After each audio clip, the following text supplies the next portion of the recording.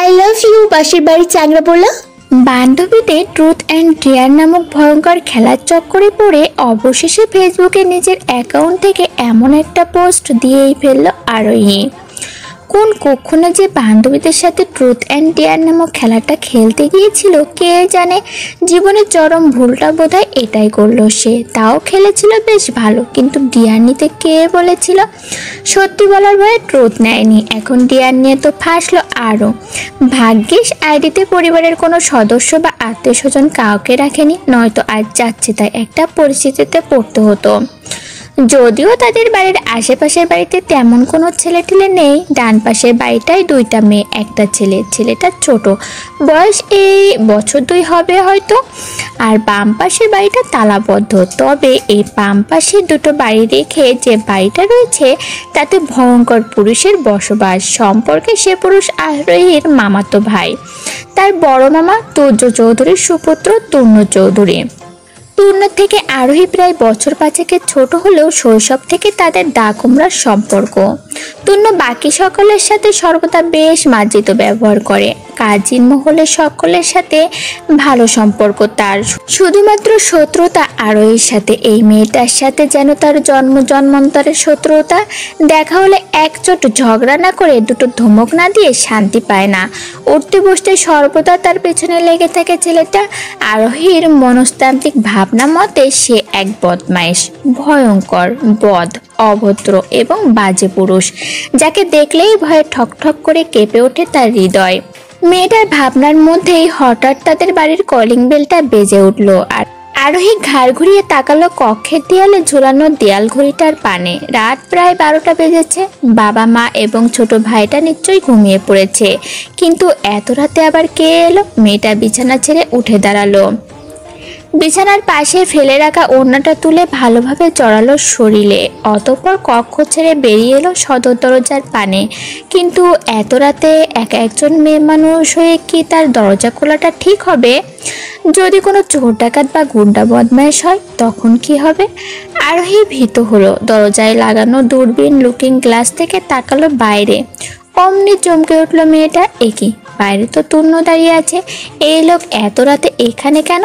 তূর্ণ হাত উঁচিয়ে আবারও কলিং বেল চাপলো। আরোহী আর সময় ব্যয় করলো না।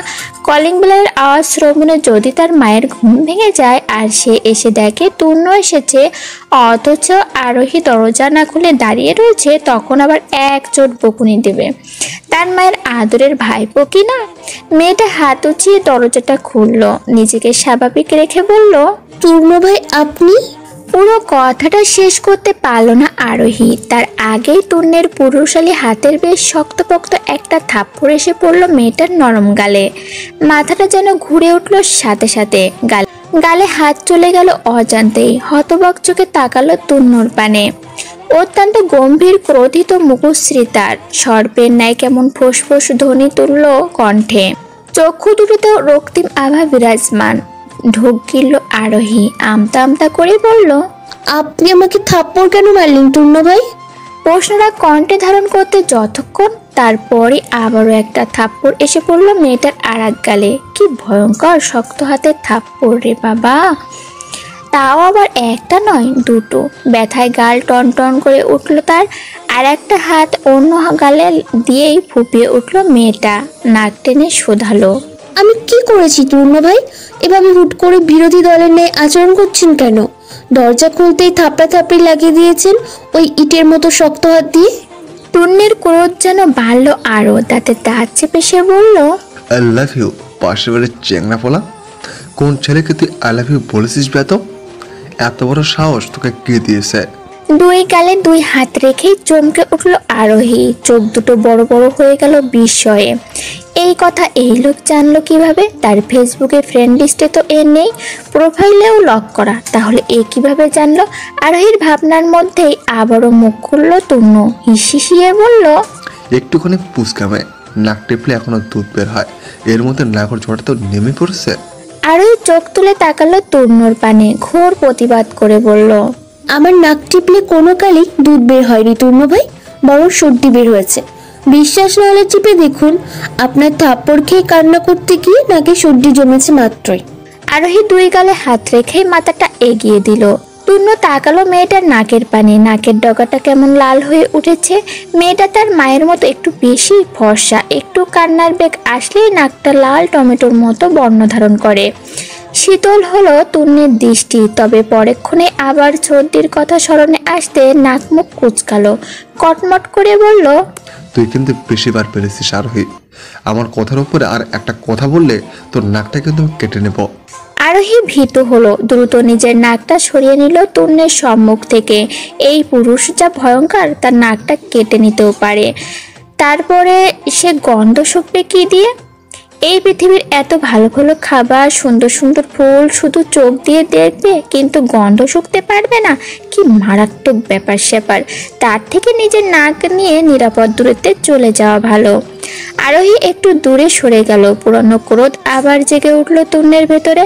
রুদ্রমূর্তি ধারণ করে বলল, তুই যে ইদানিং এসব করে বেড়াচ্ছিস, পাশের বাড়ির ছেলেদের ফেসবুকে পোস্ট করে আই লাভ ইউ বলে বেড়াচ্ছিস, এসব তোর ওই হিটলার বাপ জানে নাকি এখনো জানাসনি? থামলো তূর্ণ, পরপর আবার বলল, দাঁড়া, ডাকছি তোর হিটলার বাপকে। মেয়েকে আদরে আদরে এতটাই বাদর বানিয়েছে যে সে এখন পাশের বাড়ির ছেলেদের ধরে ধরে আই লাভ ইউ বলবে। আটকে উঠল আরোহী। এতক্ষণ রুক্ষ কণ্ঠে বলা কথা, থাপ্পড় মারা যায়, একটু মানা যায়, কিন্তু বাবাকে বলা? ভয়ে থরথর করে কেঁপে উঠল আরোহীর ছোট্ট দেহটা। বাবা মায়ের কানে কোনোভাবে একথা গেলে কেটে কুচি কুচি করে ফেলবেন নির্ঘাত। মেয়েটা দিশেহারা হলো, তাড়াহুড়ো করে বলল, মা বাবাকে কিছু বলবেন না তূর্ণ ভাই। বান্ধবীর সাথে ট্রুথ অ্যান্ড ডেয়ার খেলতে গিয়ে ওই পোস্টার করেছিলাম ভাইয়া, নয়তো করতাম না। তূর্ণ তবুও দমল না। ওষ্ঠধর ফাঁকা করে উদ্যত হলো আরো শেখ এবং ইরাকে ডাকতে। আরোহী ভীত হলো আরো। কি করবে না করবে ভেবে পেল না। শেষে আর উপায় না পেয়ে হুট করে এসে বসে পড়ল তূর্ণর পায়ের কাছে। দুই হাতে তার পা জড়িয়ে কাঁদো কাঁদো কণ্ঠে বলল, আপু আমাকে ডাকবেন না তূর্ণ ভাই। আমি সত্যি বান্ধবীদের ট্রুথ অ্যান্ড ডেয়ারের পাল্লায় পড়ে ওই পোস্ট করেছিলাম। আপনি খোঁজ নিয়ে দেখুন, আমাদের বাড়ির আশেপাশে কোনো চাংড়াপোলা নেই। 2 বাড়ি পরে আপনাদের বাড়ি, কিন্তু সে বাড়ির সব পুরুষরা তো ভীষণ ভদ্র, সভ্য, সুশীল এবং মার্জিত, যেমন আপনি। তূর্ণ চোখ ছোট ছোট করে তাকালো আরোহীর পানে। এই মেয়ের কণ্ঠে নিজের এত প্রশংসা তো জন্মের যুগে শোনেনি। আজ একদম প্রশংসার ফোয়ারা বলছে। এইসব যে নিজেকে বাঁচানোর জন্য, তা বেশ ভালোই জানে তূর্ণ।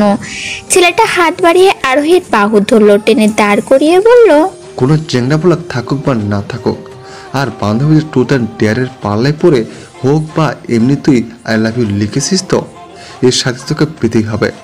আরোহী ডাগর ডাগর নয়নে তাকালো তূর্ণের পানে, কাচুমাচু করে প্রশ্ন করলো, কি শাস্তি?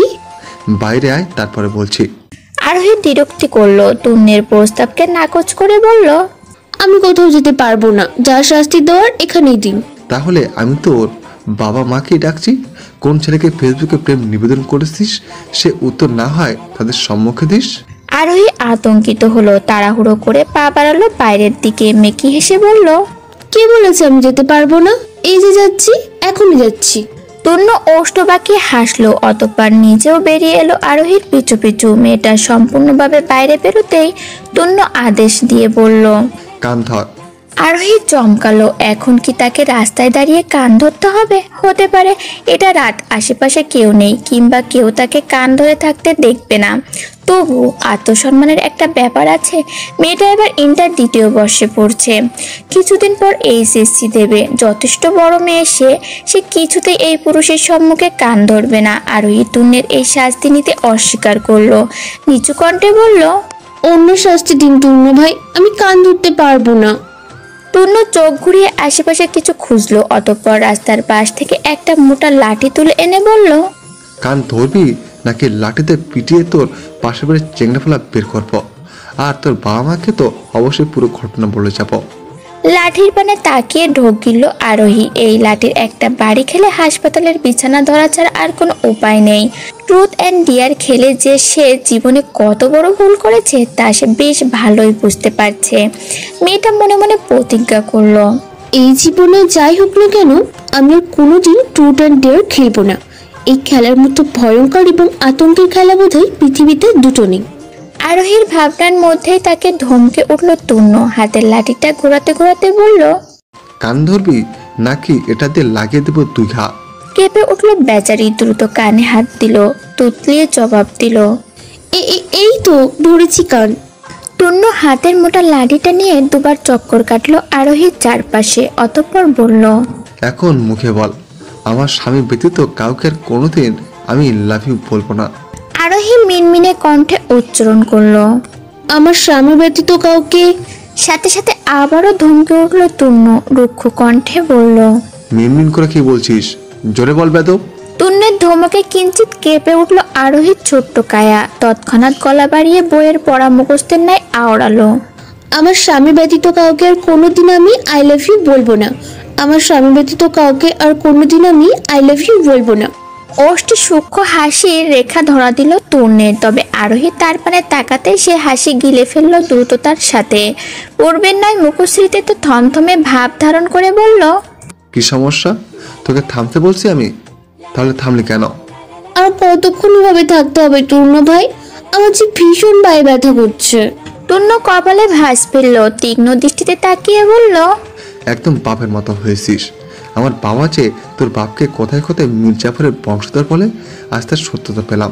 কানে ধরে দাঁড়াতে বলছি, 5 মিনিটও হলো না, এর মধ্যে পা ব্যথা নামক মিথ্যে অজুহাত দিয়ে বাঁচতে চাইছিস। মির্জাফরের ন্যায় আমার বিশ্বাস নিয়ে চিনিমুনি খেলার পায়তারা করেছিস।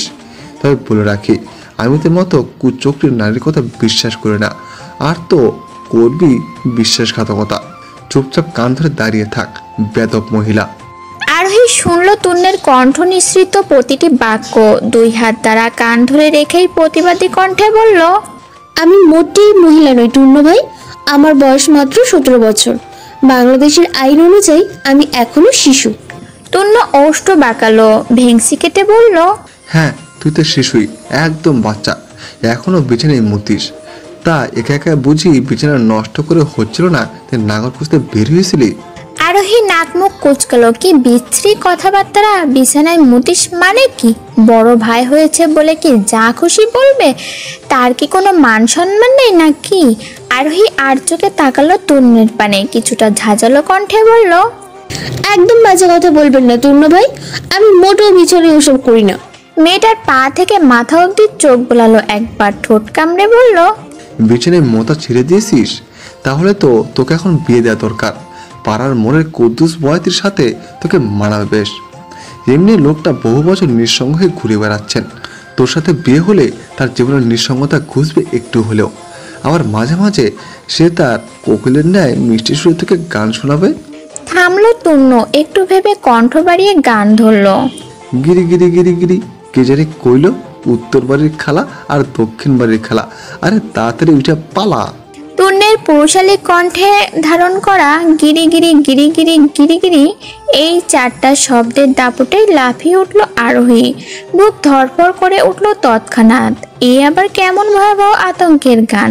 এই রাতের আধারে চারিদিকে শুনশান নীরবতায়, আর একটু হলেই তো হার্ট অ্যাটাক করিয়ে দিত আরোহীর।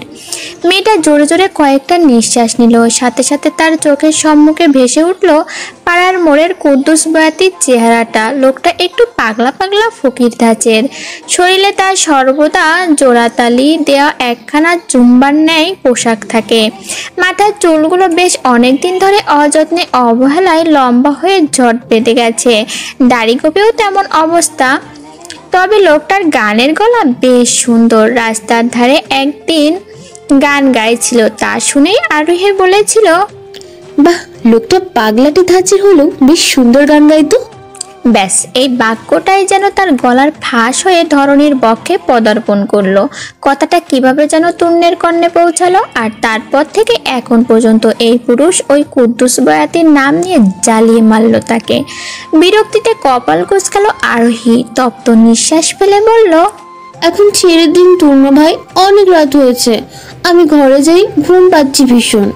আমার ঘুমে আগুন লাগিয়ে তুই ঘুমাবে, তা তুই বেঁচে থাকতে হতে দেব না।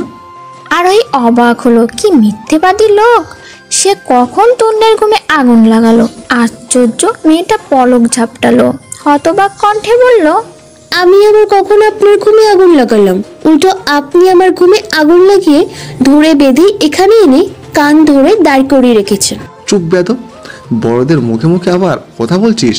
চুপচাপ কান ধরে দাঁড়িয়ে থাক, নয়তো এখন তোর বাপ মাকে ডাকবো, আর সাথে তো এই মোটা লাঠি আসি। তন্নের ফের ধমকে চুপসে গেল আরোহী। আর কোনো বাক্য ব্যয়ের সাহস করলো না মেয়েটা, চুপচাপ দাঁড়িয়ে রইল কান ধরে। একটু একটু করে সময় গড়ালো। চারিদিকের জনমানবহীন নীরব রাস্তায় দাঁড়িয়ে রয়েছে শুধুমাত্র দুই নরনারী। একজন নিজেকে নিচুপতায় জড়িয়ে দাঁড়িয়ে রয়েছে মাথা নুয়ে, আর অন্যজন তার পানে তাকিয়ে রয়েছে চোখে মুখে একরাশ মুগ্ধতা ফুটিয়ে। তন্য আরও কিছুটা সময় নিয়ে তাকিয়ে রইল আরোহীর পানে, অতঃপর পাক্কা 30 মিনিটের সমাপ্তি ঘটিয়ে বলল, এখন ঘরে যা। আরোহী উৎফুল্ল হলো। এতক্ষণে যেন স্বস্তির নিঃশ্বাস ফেলল সে। যাক, অবশেষে তার শাস্তির পাট চুকেছে। দ্রুততার সাথে কান চলল মেয়েটা, লাফিয়ে লাফিয়ে পা বাড়ালো গৃহের পানে। তবে দরজার নিকটে গিয়েই থমকে দাঁড়ালো সে। আবারও ফিরে তাকালো পেছনে। তন্য কপাল কুঁচকালো, গম্ভীর সুরে প্রশ্ন করলো, আবার কি? আপনি সত্যি বাবা মাকে কিছু বলবেন না তো? আরোহীর চোখ মুখে উৎকণ্ঠা, আড়ালে হাসল তন্য, তবে মুখশ্রীতে গম্ভীরতা এঁটে রেখেই ছোট্ট করে জবাব দিল, না। সত্যি করে বলুন, একদম 3 সত্যি। তন্য বিরক্ত হলো, ধমকে বলল, তুই গেলি নাকি এখনো ডাকবো তোর মা বাপকে? আরোহী আর দাঁড়ালো না এক মুহূর্ত। ঝড়ের গতিতে সে ঢুকলো গৃহের ভেতরে। বলা তো যায় না, সত্যি সত্যি যদি এই লোক আবার তার বাবা মাকে ডেকে বসে তবে আর আজ বাঁচতে হবে না।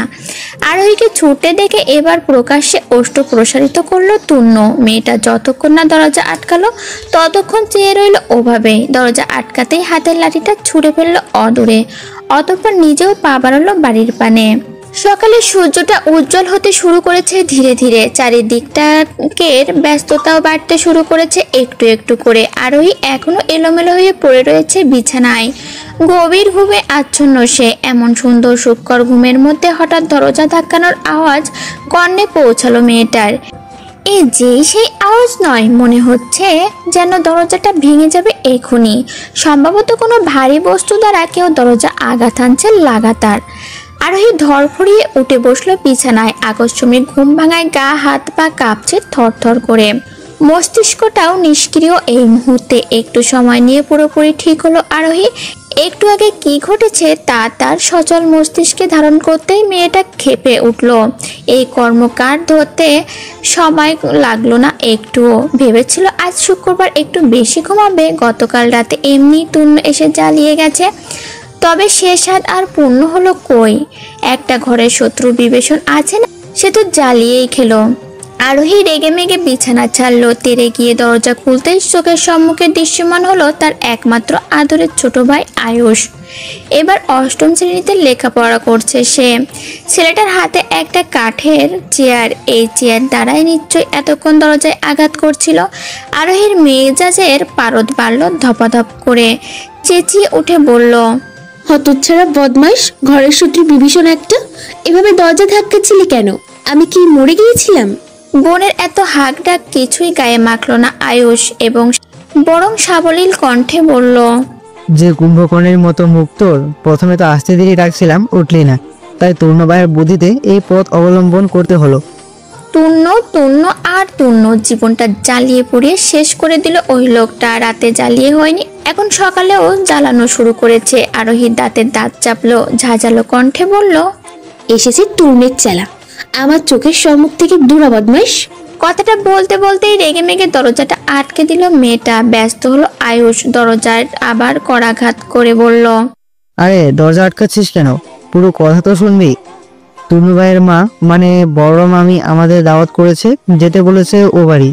তূর্ণদের বাড়িতে যাবে কেন? কপালে যতটুকু শনি চড়ানো বাকি আছে সেটুকু চড়াতে। ও বাড়িতে গেলেই তো তূর্ণ আবার তার পেছনে লাগবে। তারপর পুরো দিনটাই মাটি। ভেতর থেকে চেঁচিয়ে উঠল আরোহী, ঝাঁঝালো কণ্ঠে বলল, কোথাও যাব না আমি, ওই বদমাইশ তূর্ণের বাড়িতে তো নয়। আরোহী ফোঁস করতে করতে আবার বিছানায় গা এলিয়ে দিল। তূর্ণের বাবা তুর্য চৌধুরী সম্পর্কে আরোহীর মা এরা চাচাতো ভাই, অর্থাৎ তার চাচাতো মামা। তবে তাদের দুই পরিবার মধ্যে সম্পর্ক বেশ উন্নত। একদিকে চাচাতো ভাই বোনের সম্পর্ক, তার উপরে আরোহীর মা ইরা আর তূর্ণের মা পৃথা বান্ধবী। আবার ওদিকে আরুষ আর তুর্য ভাই ভাই। তুন্নদের বাড়ির পাশেই ইরার আপন ভাই অর্থাৎ আরোহীর আপন মামা ইমন চৌধুরীর বাড়ি। সে বাড়িতেও তাদের অহরহ যাতায়াত, তবুও যেন সখ্যতা তুর্যদের বাড়ির সাথেই বেশি। আরোহী নিজের ক্রোধ নিয়েই ঘুমিয়ে পড়েছিল।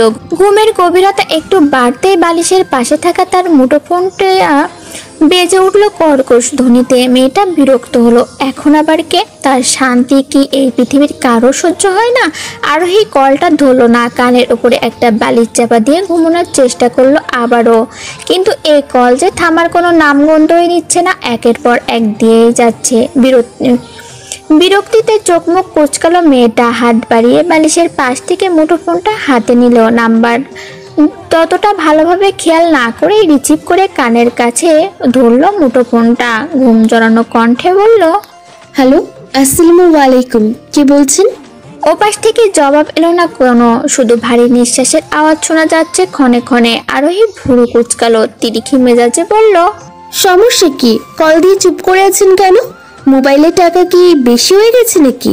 থামলো আরোহী। সাথে সাথে ওপাশ থেকে গুরু গম্ভীর কণ্ঠে জবাব এলো, তুই নাকি আমাকে বদমাইশ বলছিস? থামলো আরোহী। সাথে সাথে ওপাশ থেকে গুরু গম্ভীর কণ্ঠে জবাব এলো, তুই নাকি আমাকে বদমাইশ বলছিস? আরোহী থতমত খেয়ে গেল। পরক্ষণে চোখ মুখ শক্ত হয়ে উঠল তার।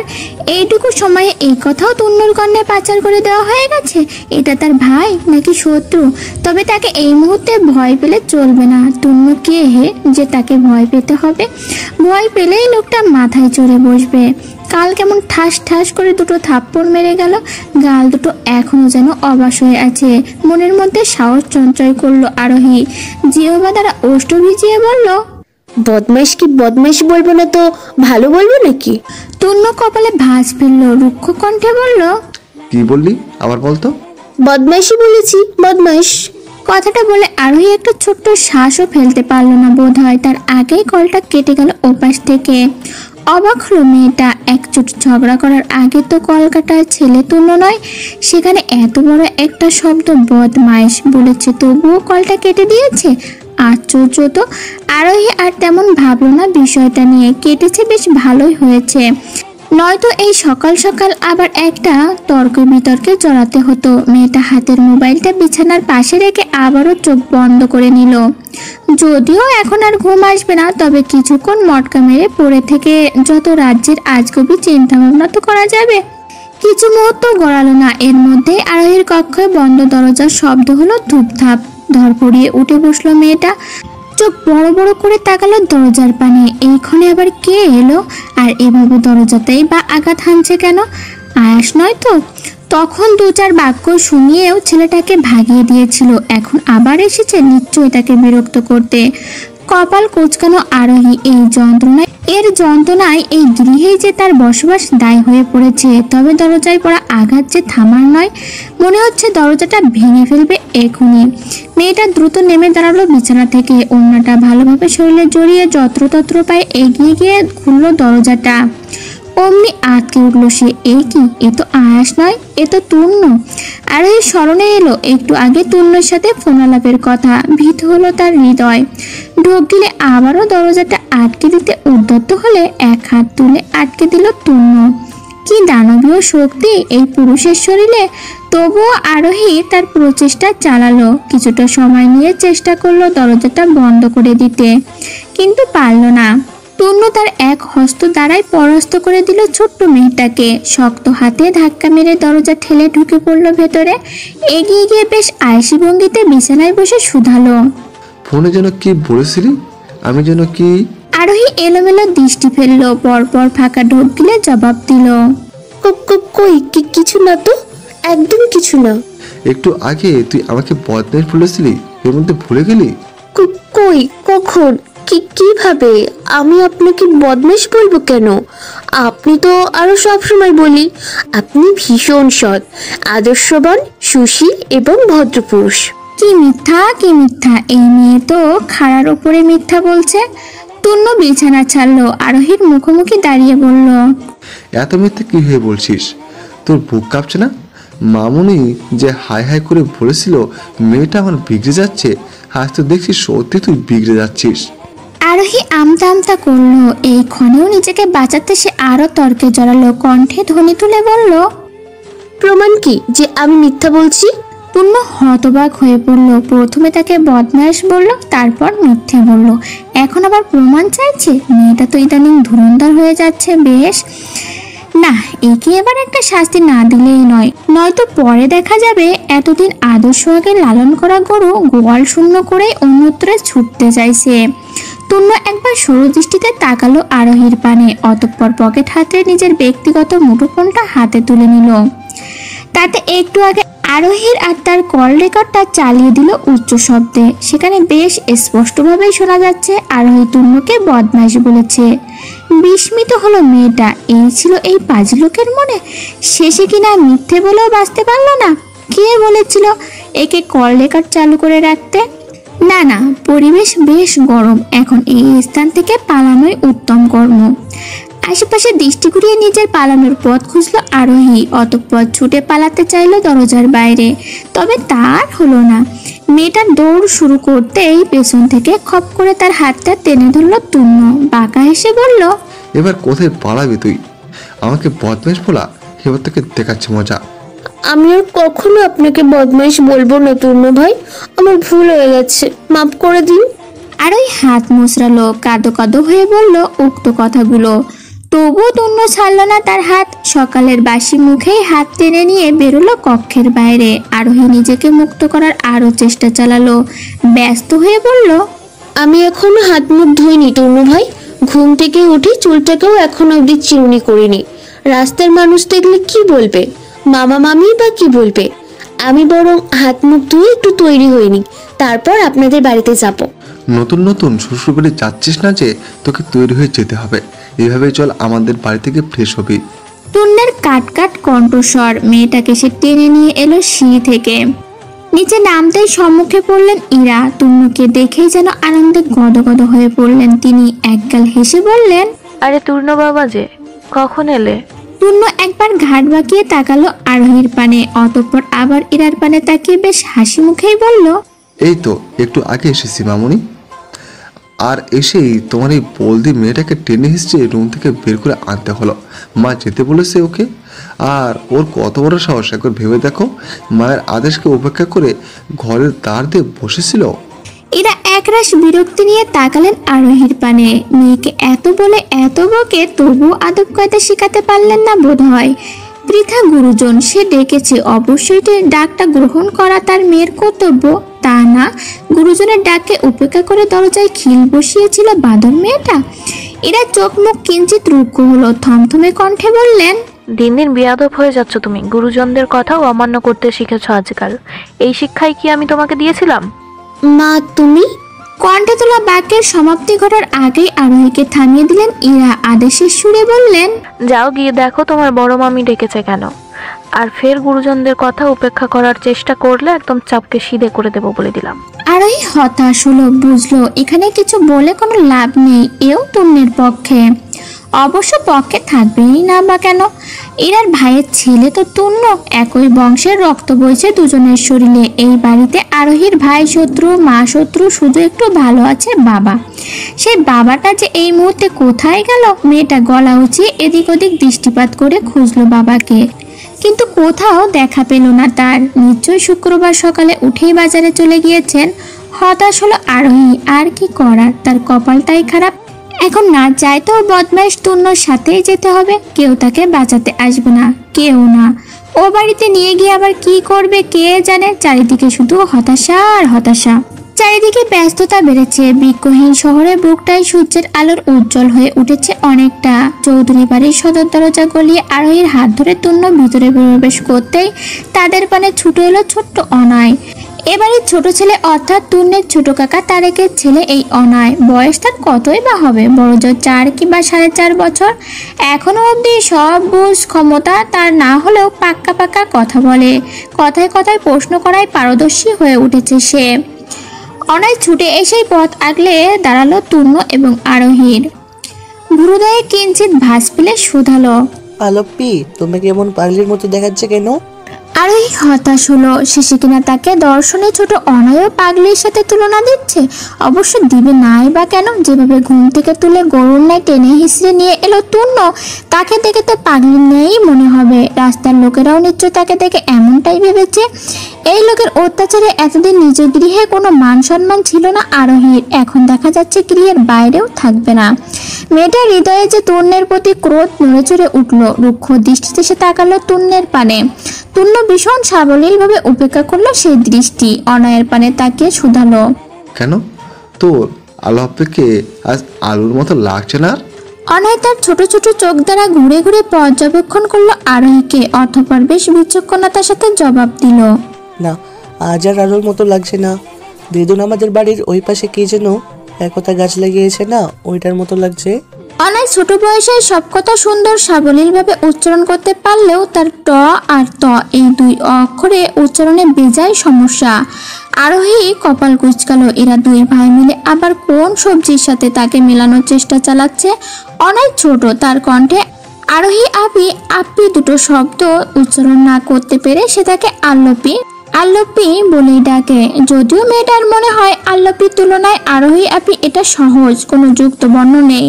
বারবার অনায়কে এ ব্যাপারে বলার পরও সে আলোপিতেই অভ্যস্ত হয়ে উঠেছে, আর সেই আলোপির আলো থেকে তূর্ণ বানিয়েছে আলু। এতদিন তো এই দুই ভাই মিলে আলো আলো করে তার জীবনটা অতিষ্ঠ করে তুলেছিল, কিন্তু এখন আবার নতুন কোন সবজির সাথে তাকে জড়াতে চাইছে। আরোহী কপাল কুঁচকে রেখেই অনয়কে প্রশ্ন করলো, তুই কোনটার কথা বলছিস? অনয় গালে হাত দিল, ভাবুক ভঙ্গিতে বলল, ওই যে বাড়ির ওপাশে দিদুন লাগিয়েছে লম্বা, চারপাশে পাতা দিয়ে ঢাকা, মাথায় আবার পাগলির মতো চুল আছে, একদম ঠিক তোমার মতো। অনয়ের বর্ণনায় চিন্তায় পড়ে গেল তূর্ণ এবং আরোহী। কি এমন হতে পারে যেটা লম্বা, চারপাশে পাতা দিয়ে ঢাকা, আবার মাথায় চুলের মতো? তূর্ণের দাদি অর্থাৎ তাহমিনা বেগম বাড়ির আশেপাশে তো বেশ অনেক গাছে লাগিয়েছেন। বৃদ্ধ বয়সের অবসর সময়ে এই করেই তার সময় কেটে যায়। এর মধ্যে কোন গাছটা? ভাবতে ভাবতে তূর্ণ হুট করেই বলল, ভুট্টা। তুই কি ভুট্টার কথা বলছিস অয়ন? অনয়ের চোখ মুখ চকচক করে উঠল, মাথা ঝাঁকিয়ে তৎক্ষণাৎ জবাব দিল, হ্যাঁ হ্যাঁ, ভুত্তা ভুত্তা। তূর্ণের ওষ্ঠ প্রসারিত হলো, অনয়ের মাথায় হাত বুলিয়ে তার চুলগুলো এলোমেলো করে বলল, বাহ, বেশ ভালো বর্ণনা দিলি তো ভুট্টা। নির্ঘাত তুই একদিন ভুট্টা বিজ্ঞানী হবি। অনয়ের চোখে মুখে গম্ভীরতার ছাপ ফুটে উঠল রাতারাত্রি। তূর্ণের বক্তব্যের প্রতিবাদ করে সে বলে উঠল, না না, আমি ভুত্তা বিজ্ঞানী হব না, আমি হব দিদুনের গল্পের ভুত্তা কুমার, আর আলোপি হবে ভুত্তা কুমারী। তারপর আমার ভুত্তা কুমারীকে রাক্ষস ধরে নিয়ে যাবে, আমিও এক সাহসী ভুত্তা কুমার হয়ে 7 সমুদ্রের 13 নদী পাড়ি দিয়ে ভুত্তা কুমারীকে উদ্ধার করে আনবো। তূর্ণের দৃষ্টি তীক্ষ্ণ হলো, থমথমে কণ্ঠে সে বলল, এই তোর ভুট্টা কুমারী হওয়ার যোগ্যতা রাখে না। এই আপাতত আলু কুমারী ঠিক আছে। অনয় নাক মুখ কুচকালো, আঙুল তুলে বলল, কিন্তু আমার আলোপি তো ভুট্টা কুমারীর মতো সুন্দর। তূর্ণ চোখ ছোট ছোট করে তাকালো অনয়ের পানে, অতঃপর বলল, তুই কি বুঝিস সুন্দরের? আমার ভুত্তা কুমারীকে। অনয় বেশ ভাব নিয়ে বলল কথাটা। অবাক হলো তূর্ণ, এইটুকু ছেলের কি উত্তর! আজকালকার বাচ্চাগুলো বয়সের তুলনায় অধিক বোঝে, এরা যেন পেট থেকেই পেকে বেরিয়ে আসে। তূর্ণ মুখ পাকালো, ভেংসি কেটে বলল, এসেছে আমার ভুট্টা কুমার। আরোহী তোর ভুট্টা কুমারী হবে না, অন্য কাউকে খুঁজে নিয়ে যা। অনয় যেন মানতে পারলো না তূর্ণের কথা। গুটি গুটি পায়ে এসে সে দাঁড়ালো আরোহীর পাশে, ছোট ছোট হাতে জড়িয়ে ধরলো মেয়েটার কোমর, কণ্ঠে জোর দিয়ে বলল, আলোপি আমার ভুত্তা কুমারী, আর কাউকে লাগবে না। কপালে ভাঁজ ফিরল তূর্ণ। একটুখানি পুচকে ছেলে, দুনিয়ায় পা রাখতে না রাখতেই তার জিনিসের দিকে নজর দেওয়া শুরু করেছে। ভাগ্যিস এই ছেলের জন্ম আরোহীরও অনেক পরে, নয়তো আরোহীকে নিয়ে নির্ঘাত তার সাথে দ্বিতীয় বিশ্বযুদ্ধটা বাঁধিয়েই দিত। অবশ্য এখনই বা কম রয়েছে কিসে? তূর্ণ কিঞ্চিত ধমকের স্বরে অনয়কে বলল, হপ, কোথা থেকে এসেছে আমার ভুট্টা কুমার? দূরে যা, আরোহীকে আমি তোকে দেব না। ব্যাস হয়ে গেল। তূর্ণের এইটুকু ধমকেই নাকের পানি চোখের পানি এক করে ফেললো অনয়। চিৎকার করে কেঁদে উঠে দৌড় লাগালো তাহমিনা বেগমের কক্ষের পানে। যেতে যেতে কণ্ঠ উঁচিয়ে বলল, দাদি, তীর্ণ ভাই আমাকে বকেছে, আবার ধমক দিয়েছে। তূর্ণ ওষ্ঠ বাঁকালো, ভেঙিয়ে বলল, দাদি, তূর্ণ ভাই আমাকে বকছে, আবার ধমক দিয়েছে। হাত পা এখনো পেটের মধ্যে এখন এসেছে আমার শত্রুতা করতে। যত সব আজব পাবলিক ভর্তি বাড়ি ঘর। টুন্নের এহেন বাচ্চাদের ন্যায় আচরণে বিরক্ত হলো আরোহী। একটুখানি বাচ্চা ছেলে, তার সাথেও ঝামেলা পাকাচ্ছে এই লোক। টুন্নের ব্যবহার নিতান্তই ছেলে মানুষই এবং বাচ্চাদের বিরক্ত করা ব্যতীত আর কিছুই মনে হলো না আরোহীর নিকট। কপাল কুঁচকে মেয়েটা বলল, ওইটুকু ছেলের সাথেও আপনি ঝামেলা না করলে হয় না তরুণ ভাই? বুদ্ধি শুদ্ধি কি সব লোপ পেয়েছে আপনার? টুন্ন ঘুরে তাকালো আরোহীর পানে, চোখ বড় বড় করে বলল, প্রথমে আমাকে বদমেশ বললি, তারপর আমাকে মিথ্যে বললি, এখন আবার আমার বুদ্ধি নিয়ে তুই প্রশ্ন তুলছিস। আরোহীর বিরক্তিবোধ বাড়লো। এক প্রকার তাকে বাসা থেকে জোর জবরদস্তি করে তুলে এনেছে লোকটা, এখানে এসে আবার ঝামেলা পাকালো অনয়ের সাথে। এখন আবার সে বলছে এক আর এ কথা ঘুরিয়ে নিতে চাইছে আর একদিকে। আরোহী নিজের বিরক্তিবোধ নিয়েই পা বাড়ালো অন্যদিকে। অমনি পেছন থেকে খপ করে তার হাতটা ধরে ফেললো টুন্ন। ওষ্ঠ বাঁকিয়ে বলল, কোথায় যাচ্ছিস? তোর যে আমার থেকে এখন অনেক শাস্তি পাও না? এ পর্যায়ে আরোহীর হৃদয় কিঞ্চিত ভীত হলো। এই শাস্তির ব্যাপারটা সে তো ভুলেই বসেছিল, এখন আবার এই লোক তাকে কি না কি শাস্তি দেয় কে জানে। আরোহী ঢোক গিলল, ভীত স্বরে শুধালো, কি শাস্তি? টুন্ন জবাব দিল না কোনো। মেয়েটার হাত টেনে নিয়ে গেল নিজের কক্ষের বারান্দায়, সেখানে কিছু বেলি ফুল গাছের চারা দেখিয়ে দিয়ে বলল, প্রথমে ফ্রেশ হবি, তারপর সুন্দর পরিপাটিভাবে বাগান থেকে মাটি এনে আমার এই বেলি ফুল গাছের চারাগুলো রোপণ করবি। থামলো টুন্ন, দু হাত তুলে হাই দিতে দিতে বলল, আমি এখন একটু ঘুমাবো। না, গতকাল রাতে তোর যন্ত্রণা একটু ঠিকভাবে ঘুমাতে পেরেছি, আর না আজ সকালে পেরেছি। তুই তোর কাজ শুরু কর, আমি গেলাম। টুন্ন চলে গেল। তবে বেলিপুরের চারা রোপণের শাস্তি পেয়ে খুশি হলো আরোহী। শাস্তি হলেও তার মনের মতো একটা কাজ পেয়েছে। পৃথিবীর বুকে বসবাসরত আমরা সবাই আলাদা আলাদা আলাদা চিন্তাধারার অধিকারী, সবার পছন্দ অপছন্দ আলাদা। এই যেমন ফুলের ক্ষেত্রে কারোর পছন্দ গোলাপ, কারোর পছন্দ বেলি, কেউ আবার ডেইজি পছন্দ করে, আবার কেউ টিউলিপ। সেক্ষেত্রে আরোহীর পছন্দ গোলাপ এবং বেলি। ছোটবেলায় থেকে কেমন যেন এই ফুল দুটোর প্রতি আলাদা একটা টান অনুভব করে আরোহী। কোথাও গিয়েছে আর এই ফুল দুটো চোখে পড়েছে, কিন্তু সে এমন কখনো হয়নি। এক টাকা রেখে সে অন্যটাকে কখনোই বাছাই করতে পারে না। আরোহীর সর্বদাই মনে হয় গোলাপ হলো ভালোবাসা, যা নিজের সৌন্দর্যকে ছড়িয়ে দিয়ে পুলকিত করে হৃদয়কে। আর বেলি হলো মায়া, যা নিজের সুবাস ছড়িয়ে আলোড়ন সৃষ্টি করে হৃদয়ে। আর সেই ফুল দুটোর চারা দ্বারাই নিজের কক্ষের বারান্দা ভরে রেখেছে টুন্ন। এবারের বাগানেই কিন্তু গোলাপ এবং বেলি দুটো গাছই রয়েছে। তবুও টুন্ন যে কেন আলাদাভাবে তার কক্ষের বারান্দায় ভরে রাখে এই দুটো গাছে জানা নেই আরোহীর। কিন্তু বেলি গাছগুলোতে যখন ফুল ধরে তার মৃদু বাতাসে তার সুগন্ধে ভেসে আসে এই কক্ষে, তখন পুরো কক্ষটা যেন স্বর্গীয় এক অনুভূতি অনুভব করায় মেয়েটাকে। ইচ্ছে হয় সারাদিন এই কক্ষে বসে থাকতে, তবে টুন্ন তা কোনো কালে হতে দেয় না। গোলাপ গাছে বা বেলি গাছে কুড়ি আসলেই এই কক্ষের আশেপাশে আর কাউকে আসতে দেয় না টুন্ন, আরোহীকেও নয়। সময় গড়ালো কিছুটা, দুপুর হয়ে এসেছে। আকাশের সূর্যটা ধীরে ধীরে ধরা দিতে শুরু করেছে উজ্জ্বল হয়ে। ঘন্টা দুয়েকের মতো ঘুমিয়ে টুন্নের ঘুম ভাঙলো মাত্রই। একটু সময় নিয়ে সে উঠে বসলো বিছানায়। আশেপাশে চোখ ঘুরিয়ে খুঁজলো আরোহীকে। মেয়েটা কি এই কক্ষে আছে এখনো, নাকি বেরিয়ে গেছে? টুন্ন বিছানা ছেড়ে এগিয়ে এলো বারান্দার পানে। না, মেয়েটা নেই কোথাও।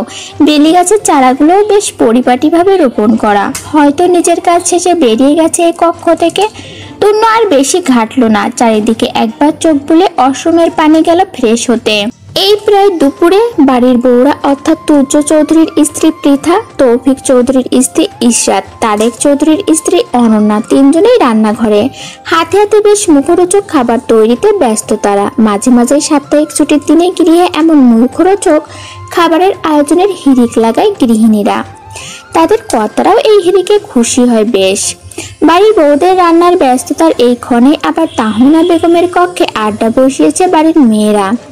আড্ডার এক পর্যায়ে হুট করে আরোহীর চুল টেনে ধরলেন তাহমিনা বেগম। চুলগুলো খুলে দিয়ে বললেন, চুলে তেল দিস না, কতদিন ধরে পুড়ে চুলগুলো কেমন রুক্ষ খসখসে হয়ে গেছে। তাহমিনা বেগমের কথা শেষ হতেই ওষ্ঠ প্রসারিত হলো তৌফিকের মেয়ে তনয়া। কেমন রসিকতা সুরে বলল, তূর্ণ হয়ে যন্ত্রণায় মনে হয় চুলে তেল দেওয়ার কথাও ভুলে বসেছে আরোহী। তনয়ের কথায় সায় জানিয়ে হেসে উঠল তূর্ণের ছোট বোন তুলি আর তৌফিকের আর এক মেয়ে তানিয়া।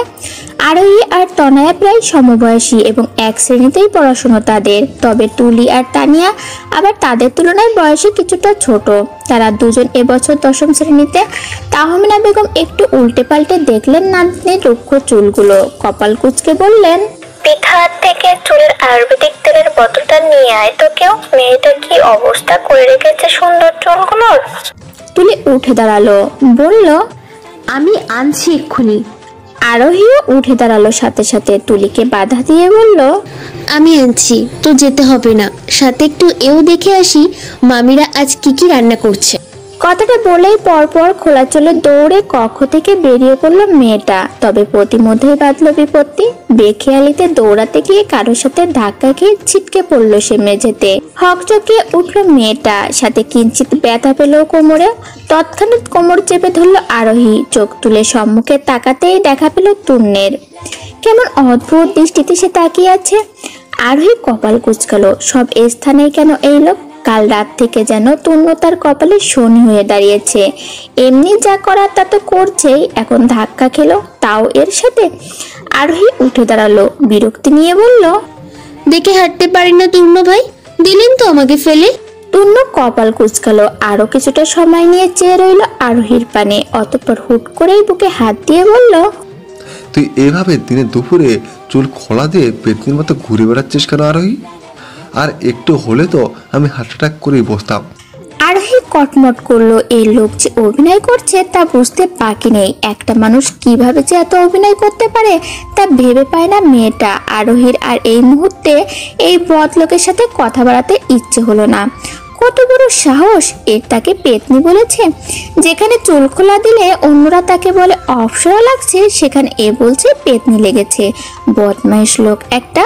আরোহীর আগে গজগজ করতে করতে তূর্ণের পাশ কাটালো। কিছুটা দূরে গিয়ে আবার ফিরে তাকালো পেছনে, গলা বাড়িয়ে বলল, আমাকে পেতনি বললেন না, দেখবেন আপনার বউ একটা পেতনি হবে।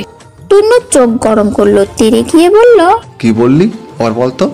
আরোহী দাঁড়ালো না আর এক মুহূর্ত। এক দৌড়ে সে চলে গেল রান্নাঘরের পানে। তূর্ণ হেসে ফেললো, মাথা চুলকে বলল, আসলে আমার বউ একটা পেতনি হবে। সূর্যটা মাথার উপরে। বাড়ির বয়োজ্যেষ্ঠ পুরুষেরা খাবার টেবিলে খেতে বসে পড়েছে। ইতোমধ্যে টেবিলে এখন তুর্য, তৌফিক, তারেক, আরুষ, ইমনের দখলে। আর দৌড়ঝাঁপ করে তাদের খাবার পরিবেশন করছে পৃথা, ইসরাত, অনন্যা, ইরা এবং ইমনের স্ত্রী লাবণী। সকলের শরীরে আজ ভাঁজ ভাঙা নতুন কাপড় জড়ানো। একটা উৎসব ভাব ফুটিয়ে তুলতেই বোধহয় এই সাজসজ্জা। পিতা সকলকে খাবার দিতে দিতে গিয়ে দাঁড়ালো তুর্যের পাশে, নম্র কণ্ঠে শুধালো, আপনাকে আরেক পিস মাছ দিই? তুর্য চোখ ইশারা করলো। পৃথা আশেপাশে তাকালো। এত মানুষের মধ্যে লোকটা আবার কানে কানে কি বলতে চাইছে। পৃথা একটু ইতস্তত করলো, কণ্ঠ খাদে নামিয়ে বলল, যা বলার পরে বলবেন। তুর্য মানলো না, চোখের ইশারায় তবুও নিচে ঝুঁকতে বলল। পৃথা আশেপাশে তাকালো, অতঃপর সকলের চোখের আড়ালেই ঝুঁকলো একটু। তুর্য আশেপাশে চোখ বোলালো, একবার নিচু স্বরে বলল, তোমাকে ভীষণ সুন্দর লাগছে আজ। আমি যেন এই বুড়ো বয়সে এসে আবার নতুন করে তোমার প্রেমে পড়লাম প্রিয়তমা। তোমাকে ভীষণ সুন্দর লাগছে আজ। আমি যেন এই বুড়ো বয়সে এসে আবার নতুন করে তোমার প্রেমে পড়লাম প্রিয়তমা। পৃথা লজ্জা পেল। এই লোকটা আর ভালো হলো না। আগেও ঠোঁটকাটা নির্লজ্জ লাগামহীন ছিল, এখনো তাই আছে। মানুষের বয়স বাড়লে নাকি তার ভেতরে একটা ভারভার্তিকতা চলে আসে, কিন্তু এই লোক বুড়ো হওয়ার পরও শুধরালো না। পৃথা আর চোখে একবার সবার পারে তাকিয়ে দেখলো কেউ তাদের কথা শুনছে কিনা। না, বোধহয় শোনেনি। সবাই নিজের ভাবে খেতে শুরু করেছে। পৃথা সোজা হয়ে দাঁড়ালো, মুখ বাঁকিয়ে নিচু স্বরে বলল, বুড়ো বয়সী ভীমরতি। তুর্য ওষ্ঠ প্রসারিত করলো, মৃদু স্বরে কান ধরলো। চুল পাকলে লোকে হয় না বুড়ো, আসল প্রেমের বয়স এই শুরু। তুর্যদের অর্থাৎ বাড়ির বয়োজ্যেষ্ঠদের খাবার পালা শেষ হতেই বাড়ির ছোটদের পালা এলো। টেবিল দখল করে একপাশে বসলো আরোহী, তনায়া, তুলি এবং তানিয়া। আর অন্য পাশে বসলো তুন্ন, তৌফিকের ছেলে নাহিয়ান, ইমনের 2 ছেলে ইমদাদ এবং ইনান। এদের মধ্যে তুন্ন সবার বড়। নাহিয়ান এবং ইমদাদ পিটোপুটি হলেও ইনান এবং আরোহীদের তুলনায় বড়। পৃথা সবাইকে খাবার দিতে শুরু করলো। সবাইকে দিয়ে আরোহীর প্লেটে খাবার তুলে দিতেই চোখ বড় বড় করে ফেললো তুন্ন। ব্যস্ত হয়ে বলল, ওকে একটু কম কম দাও মা। দিন দিন খেয়ে খেয়ে যে হারে মোটা হচ্ছে, কয়দিন পর না ফিরে যায়, তখন আবার আমাকে ঝামেলা পড়তে হবে। আরোহী চোখ ছোট ছোট করে তাকালো তুন্নের পানে, থমথমে কণ্ঠে শুধালো, আপনাকে ঝামেলায় পড়তে হবে কেন? তুই ফেটে গেলে তোর বাপ মা তো কেঁদে কেটে জ্ঞান হারাবেন। সাথে সাথে আশাটাও ছোট, কি করতে হবে না হবে ভেবে কুলকিনারা করতে পারবে না। এবারে সবাই তোর শোকে কাতর হয়ে ছিটকে পড়বে। তখন বাড়ির বড় ছেলে এবং তোর একমাত্র শুভাকাঙ্ক্ষী হিসেবে আমাকে শক্ত থাকতে হবে। তোর ফাটা দেহ খুলে তুলে কাঁধে তুলে ছুটতে হবে হাসপাতালে অলিতে গলিতে। কি বেহুদার চিন্তাধারা। নাক মুখ কুচকালো আরোহী। নিজের প্লেটটা টেনে খাবার মুখে তুলতে তুলতে বলল, প্রথমত আমি মোটা নই টুন্না ভাই, আর দ্বিতীয়ত আমি ফেটে গেলে আপনার আমাকে নিয়ে হাসপাতালে ছোটাছুটি করতে হবে না। আমাকে হাসপাতালে নেওয়ার জন্য আপনি ছাড়াও নাহিয়ান, ইমদাদুল ভাই আছে। সবার হাত দুর্বল, ওরা তোর ফাটা দেহের পানে তাকিয়ে জ্ঞান হারাবে। আবার হাসপাতালে কখন নেবে? টুন্না ভাই আপনি কিন্তু। এইটুকু বলতে আরোহীকে থামিয়ে দিল ইমদাদুল। খেতে খেতে বলল, হ্যাঁ রে আরোহী, সেদিন তোর পিছনে যে ছেলেটাকে দেখলাম, ছেলেটা কে যে? প্রশ্নটা করার সাথে সাথে সকলের চোখ মুখ যেন চকচক করে উঠলো। তনয়া আর তুলি খাবার রেখেই তাকালো আরোহীর পানে, উৎসুক হয়ে শুধালো, কোন ছেলে রে? আরোহী ঢোক গিল। সেদিন রাস্তায় হুট করে কোথা থেকে একটা ছেলে এসে প্রেম নিবেদন করেছিল তাকে। কোথাকার ছেলে, কোন ছেলে কিছুই জানে না সে। শুধুমাত্র কয়েকদিন রাস্তা থেকে কলেজে যাতায়াতের সময় দেখেছিল, তারপরে প্রেম নিবেদন। কিন্তু এরা সেই সামান্য ঘটনাও জেনে নিয়েছে। এদের যন্ত্রণায় দেখা যাচ্ছে কোথাও শান্তি নেই। এখানে যারা যারা উপস্থিত আছে, বিশেষ করে তুন্ন, একবার যদি বাবা মায়ের কানে এই কথা তুলে দেয়, তবে দেখা যাবে কাল থেকে সাথে বডিগার্ডের আবির্ভাব ঘটে গেছে। জোরপূর্বক হাসলো আরোহী। আমতা আমতা করে বলল, কোন ছেলে? আমি তো কোনো ছেলেকে চিনি না। ইমদাদুলের কপালে ভাঁজ পড়ল। সন্ধিয়ান সুরে বলল, তাহলে আমার বন্ধু ফাহাদ কি আমাকে মিথ্যা বললো? ও নাকি দেখেছে তুই কোনো ছেলের সাথে রাস্তায় দাঁড়িয়ে কথা বলছিলি, এবং তোদের দেখে নাকি ওর মনে হয়েছে ছেলেটা তোকে বিরক্ত করছে, তাই আমাকে বললো। ফাহাদ ভাই কি দেখেছে তুমিও তার কথা বিশ্বাস করে নিলে? ছেলেটা কে ছিল? তুন্নের শীতল কণ্ঠস্বর। খাওয়া থেমে গেছে তার আরো আগে। এতক্ষণ শুধুমাত্র আরোহীর মুখপানে তাকিয়ে অপেক্ষা করছিল ছেলেটার পরিচয় জানার জন্য, কিন্তু মেয়েটা তো একের পর এক মিথ্যে ভুলেই যাচ্ছে। আরোহী ফাঁকা ঢোক গিল। এলোমেলো দৃষ্টি ফেরে আবার বলল, কোন ছেলের কথা বলছো আমি তো তাই বুঝতে পারছি না। সাথে সাথে ধমকে উঠলো তুন্ন। গলা বাড়িয়ে বলল, আমি সত্যিটা শুনতে চাইছি। তুন্নের আকস্মিক ধমকে কেঁপে উঠল আরোহী। চুপসে গেল উপস্থিত অন্যরাও। তুন্ন যে খেপে গেছে তা বুঝতে বাকি রইল না কারো। আরোহীও আমতা আমতা শুরু করলো। কিছুটা ভয়ার্থ কণ্ঠে বলল, আমাকে প্রেমের প্রস্তাব দিয়েছিল, কিন্তু আমি তো তার সাথে সাথে প্রত্যাখ্যান করেছি। কথাটা শেষ হতে না হতেই তুন্নের চেহারার রং বদলালো। চোখ দুটোতে কেমন রক্তিম আভা ছড়িয়ে পড়েছে। চোয়ালটাও শক্ত হয়ে উঠেছে। হুট করে খাওয়া রেখে টেবিল ছেড়ে উঠে দাঁড়ালো ছেলেটা। অবাক হলো সকলে। নাহিয়ান কিছুটা অবাক সুরেই শুধালো, কি হলো ভাই, খাওয়া ছেড়ে উঠে গেলে যে? খাবে না আর? তুন্ন উল্টো ঘুরে পা চালালো। যেতে যেতে বেশ ভারী কণ্ঠে বলল, পেট ভরে গেছে আমার, তোরা খা। সন্ধ্যার সময় সূর্যটা ডুবে গিয়ে চারিদিকে আঁধারে ঢেকে গিয়েছে অনেকটাই। শহরের বুকটা আলোকিত হয়ে উঠেছে কৃত্রিম সোডিয়ামের আলোর ঝলকানিতে। আরোহীরা এখনো বাড়ি ফেরেনি। বড় ছোট সবাই মিলে আসর জমিয়েছে বাড়ির বসার কক্ষে। পৃথা, ইসরাত, অনন্যা 3 জন মিলে ট্রেতে করে চা এনে রাখলো টি টেবিলে। একে একে চায়ের কাপ তুলে দিতে শুরু করলো সকলের হাতে। ঠিক তখনই বাড়ির সদর দরজা দিয়ে আবির্ভাব ঘটলো তুন্নের। ছেলেটার পানে তাকিয়ে আটকে উঠলো সকলে। ধুলো মাখা জামা কাপড়, চুলগুলো এলোমেলো, কপালের কিছু অংশ কাটা। দেখেই মনে হচ্ছে কোথাও থেকে মারামারি করে ফিরেছে এই ছেলে।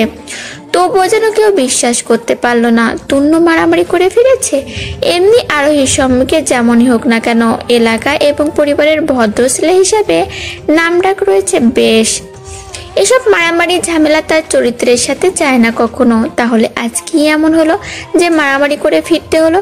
ছেলের এমন বিধ্বস্ত অবস্থা দেখে তার পানে ছুটে গেল পৃথা। হাত বাড়িয়ে ছেলেটার মুখে গালে বুলিয়ে দিয়ে অস্থির হয়ে শুধালো, কি হয়েছে? এই অবস্থা কেন তোর? কোনো অ্যাক্সিডেন্ট হয়েছে কি? না, মারামারি করেছি। তূর্ণের নির্লিপ্ত ভঙ্গিমা চমকালো সকলে। যে কথাটা মাথায় এলেও বিশ্বাস করতে চায়নি কেউ, তাই তবে সত্যি হলো। তূর্ণ শেষ পর্যন্ত নিজের ভদ্রতার খোলট ছেড়ে মারামারি করে ফিরেছে। এতক্ষণে ছেলের জন্য মায়া দেখালো, এবার চোখ মুখ শক্ত হয়ে এলো পৃথার। ভারী কণ্ঠে বলল, বাইরে গিয়ে মারামারি করে ঘরে ফিরবে এই শিক্ষা দিয়েছিলাম আমি তোমাকে। দিন দিন অধপতন হচ্ছে তোমার। তূর্ণের চোখ মুখের কোনো পরিবর্তন দেখা গেল না। পূর্বের ন্যায় নির্লিপ্ত ভঙ্গিতে সে বলল, কখনো কখনো প্রিয় কিছুর জন্য অধপতন শ্রেয়। কথাটা বললে তূর্ণ পরপর তাকালো আরোহীর পানে। তবে তার এই ছোট্ট একটা বাক্যের গভীরতা উপলব্ধি করতে সক্ষম হয়নি কেউই। পৃথা যেন পূর্বের তুলনায় আরো ক্ষিপ্ত হলো। ঝাঁঝালো কণ্ঠে বলল, কি এমন প্রিয় বস্তু যার জন্য তুমি মারামারি করতে দ্বিধাবোধ করনি? তোমার এই মারামারির জন্য তোমার বাবাকে আমাদের প্রতিবেশীদের নিকট কতটা ছোট হতে হবে জানো তুমি? পৃথার কথা শেষ হতে না হতেই মুখ খুলল তুর্য। ছেলে মারামারি করে বিধ্বস্ত অবস্থায় বাড়িতে ফিরলেও এতক্ষণ বেশ নির্লিপ্ত হয়ে চা পান করছিল সে। কিন্তু এ পর্যায়ে পৃথা তার নাম নিয়ে টানাটানি করায় আর চুপ থাকতে পারল না। চা রেখে উঠে দাঁড়ালো। স্ত্রীর কথার তীব্র প্রতিবাদ জানিয়ে বলল, আমি মোটেই ছোট হইনি আমার ছেলের মারামারিতে, বরং গর্ববোধ হচ্ছে। এতদিনে না একটা কাজের কাজ করছে সে। পরপর তূর্ণের পানে ফিরে তাকালো তুর্য। কপালে ভাঁজ ফেলে প্রশ্ন করলো, জিতে ফিরেছো তো? মারামারিতে হারাটা কিন্তু আমার একদম পছন্দ নয়। পৃথা হতবাক হলো, সাথে মেজাজটাও বিগড়ে গেল। কোথায় ছেলে এত বড় একটা কাণ্ড ঘটিয়ে এসেছে, তাকে বকবে বোঝাবে তা নয়, আরো উস্কে দিচ্ছে। বাবা মায়ের এমন প্রশ্রয় দেওয়ার জন্যই তো আজকাল ছেলে মেয়েরা এত সাহস পাচ্ছে, বিগড়ে যাচ্ছে। ছেলে মেয়ে ভুল করলে প্রথমে যদি বাবা মা তাতে শক্ত হাতে প্রতিরোধ করে, শাসন করে, তবে ছেলে মেয়েরা পরবর্তীতে আর সেই কাজ করার সাহস করে না। পৃথা দাঁতের দাঁত চাপলো, কিছুটা রুক্ষ কণ্ঠে বলল, এই আপনার জন্যই ছেলেটা বিগড়ে যাচ্ছে দিনকে দিন। পরিস্থিতি নিয়ন্ত্রণের বাইরে চলে যাচ্ছে। মারামারি করে এসেছে তূর্ণ, তবে ঝগড়া লাগার সম্ভাবনা রয়েছে তার বাবা মায়ের মধ্যে। অনন্যা এগিয়ে এলো তূর্ণের পানে, কিছুটা ব্যস্ত হয়ে বলল, ছেলেটা মারামারি করে জখম হয়ে ফিরেছে। আগে ওর দিকে আমাদের তাকানো উচিত, তারপর না হয় কি হয়েছে কেন হয়েছে জানা যাবে। ইসরাত, ইরা, আয়ুষ, তৌফিক এবং অন্যান্যরাও সায় জানালো অনন্যার কথায়। তৌফিক তূর্ণের পানে তাকিয়ে বলল, তুই কক্ষে যা, ফ্রেশ হ, আমি ফার্স্ট এইড বক্স নিয়ে আসছি। প্রত্যুত্তরে তূর্ণ বলল না কিছুই। আরোহীর পানে শেষ একবার তাকিয়ে হাঁটা ধরলো সিঁড়ির পানে। কিছুটা সময় গড়ালো। আরোহীরা আজ রাতে যতটুকু সময় এখানে কাটাবে বা হইচই করবে বলে পরিকল্পনা করেছিল, তাতে ভাটা পড়ল তূর্ণের মারামারি করে বাড়ি ফেরায়। বাড়ির ছোট্ট সদস্যরা অর্থাৎ তনয়া, তুলি, ইমদাদ, নাহিয়ান, তানিয়া, ইনান সবাই যেন তূর্ণের শোকে দিশারা হয়ে উঠেছে। তারা এক একজন হয়তো কেঁদে দিতে পারলে শান্তি পেত। সকলের অবস্থা দেখে মনে মনে ভেংসি কাটলো আরোহী। একটু কপালই তো কেটেছে, তা নিয়ে সকালের এত আদিক্ষেতা। পুরো মাথাটা ফাটলে আরো ভালো হতো। তাও যদি লোকটা তার পেছনে লাগা বন্ধ হতো। এদের এত আদিক্ষেতা আর সহ্য হলো না মেয়েটার। উঠে দাঁড়ালো সে। অন্যদিকে পা চালাতেই পেছন থেকে ডাক পড়লো। তৌফিক ডেকে বলল, এই ফার্স্ট এইড বক্সটা তূর্ণের ঘরে নিয়ে যেত। আরোহী থমকে দাঁড়ালো। এদিক ওদিক তাকিয়ে হাত উঁচিয়ে তর্জনী আঙুলটা নিজের পানে তাক করে বলল, আমি। তৌফিক এগিয়ে গেল আরোহীর পানে। ফার্স্ট এইড বক্সটা মেয়েটার হাতে ধরিয়ে দিয়ে বলল, হ্যাঁ তুই নিয়ে যা, আমার হঠাৎই একটু কাজ পড়ে গেছে, সেখানে যেতে হবে আমার। কিন্তু আমি তো। আরোহীর কণ্ঠে তোলা বাক্যটি পুরোপুরি শেষ করতে দিল না তৌফিক। ব্যস্ত হয়ে বলল, তাড়াতাড়ি নিয়ে যা, ছেলেটা বোধহয় অপেক্ষা করছে। তৌফিক চলে গেল। হতাশ হলো আরোহী। যারে দেখতে পারে না তার সম্মুখেই ঘুরে ফিরে যেতে হয় তাকে। কিন্তু কি আর করার, যেতে তো হবেই। বড়দের কথা ফেলা নিশ্চয়ই কোনো ভালো মেয়ের কর্ম নয়। ফুস করে একটা নিঃশ্বাস ফেললো আরোহী। অতঃপর ফার্স্ট এড বক্সটা হাতে নিয়ে হাঁটা লাগালো তূর্ণের কক্ষের পানে। ফোঁস করে একটা নিঃশ্বাস ফেললো আরোহী। অতঃপর ফার্স্ট এইড বক্সটা হাতে নিয়েই হাঁটা লাগালো তন্নির কক্ষের পানে। কিছুটা সময়ের ব্যবধানে কক্ষের সম্মুখে গিয়ে দাঁড়ালো মেয়েটা। দরজাটা চাপানো। আরোহী ভদ্রতা বজায় রেখে হাত উঁচিয়ে টোকা দিল দরজায়। গলার স্বর বাড়িয়ে ডাকলো, তরুণ ভাই, তরুণ ভাই। ভেতর থেকে কোনো সাড়া শব্দ পাওয়া গেল না। তবে কি তন্নু ভেতরে নেই? একটু আগেই তো সকলের সামনে থেকে কক্ষে এলো ছেলেটা, তাহলে এতটুকু সময়ের মধ্যে কোথায় উধাও হয়ে গেল? আরোহী আরো কিছুটা সময় নিয়ে ডাকলো তন্নুকে। কোনো সাড়া শব্দ না পেয়ে অধৈর্য হয়েই এবার কোনো অনুমতি না নিয়ে দরজা ঠেলে ভেতরে ঢুকলো কক্ষের ভেতরে। আশেপাশে তাকিয়ে তন্নুকে খুঁজতে খুঁজতে কর্ণে ভেসে এলো ঝুমঝুম পানির আওয়াজ। আরোহী কান খাড়া করলো। ওয়াশরুম থেকে আসছে আওয়াজটা। তন্নু বোধহয় ওয়াশরুমে আছে তাহলে। যাক, একদিক থেকে ভালোই হয়েছে। এই সুযোগে ফার্স্ট এইড বক্সটা রেখে কেটে পড়া যাবে। পরে জিজ্ঞাসা করলে না হয় বলে দেবে। আপনাকে রুমে পাইনি, তাই ফার্স্ট এইড বক্সটা রেখে চলে এসেছি। যেমন ভাবনা তেমন কাজ। আরোহী ফার্স্ট এইড বক্সটা বিছানার ওপরে রেখে পেছন ঘুরলো চলে যাওয়ার উদ্দেশ্যে। কিন্তু পেছন ঘুরতেই চমকে উঠল মেয়েটা। টুন্নু শুভ্র রঙা একখানা তোয়ালি দ্বারা মাথা মুছতে মুছতে ওয়াশরুম থেকে বেরিয়ে এসেছে। সদ্য গোসল ছেড়েছে বোধ হয়।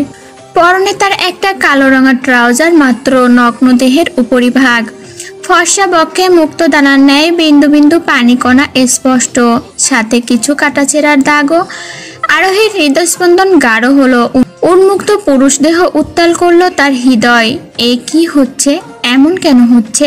আরোহীর এ বাড়িতে যাতায়াত ছোটবেলা থেকে। তন্নুকে এভাবে উন্মুক্ত দেহে দেখেছে দু একবার। কই, তখন তো এমন হয়নি।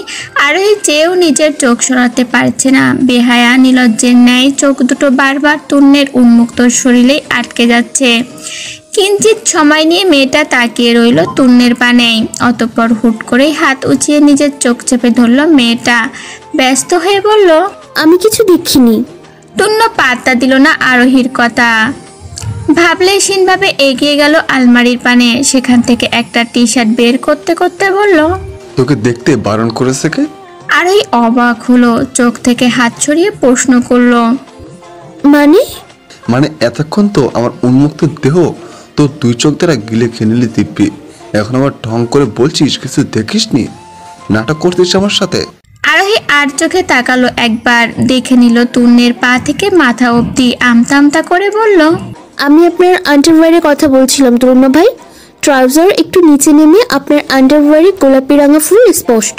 থামলো আরোহী। ঠোঁট টিপে হেসে আবার বলল, আপনি যে ফুল পাখিওয়ালা আন্ডারওয়্যার পরতে পছন্দ করেন আগে জানা ছিল না তো তরুণ ভাই।